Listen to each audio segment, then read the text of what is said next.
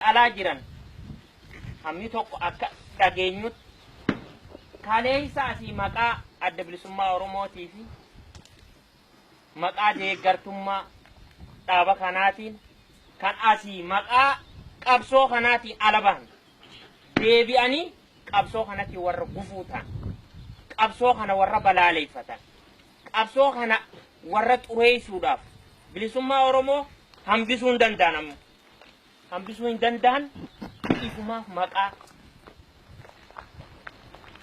maqaa ifitti hambisan. Kanaaf jecha warri akkasii sun waboon har'aas ni jira, boruus ni jiraata, kalees numa jira. Kanaaf waa takka godhuu hin danda'an ifumaa ja'anii yoo calja'anii taa'an jenna nuti waraanni bilisummaa Oromoo. Akkasimoo akkasii miti wabo.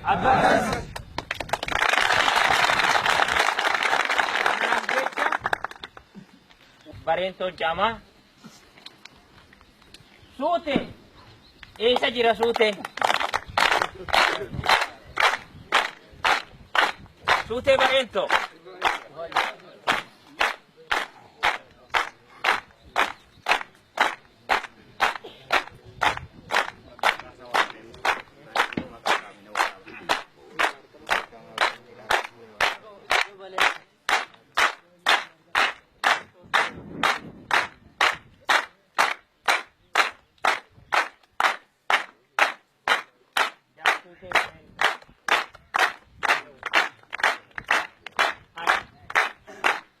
Haya galatoma. Jaalsuutee bareeddoo mana hidhaa ture. Akkuma mana hidhaatii baheen kunoo arma fuula waraana bilisummaa Oromoo duratti argama.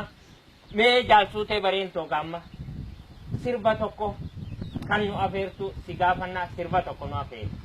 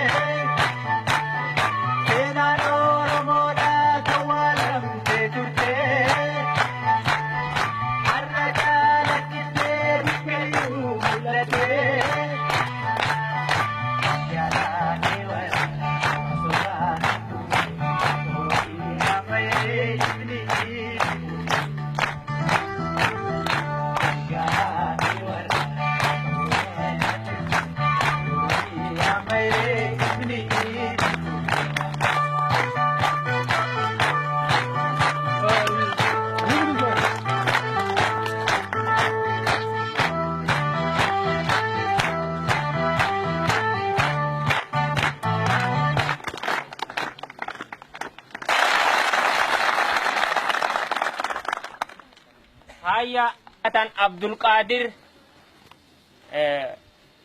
damee ogeessa fayyaa keessaa tokko jaal Abdul Qadir nu dhiyaatutu isiniif dhiyaata. Simannaan gama keessani dhiyeessuun isa beeku. Hey!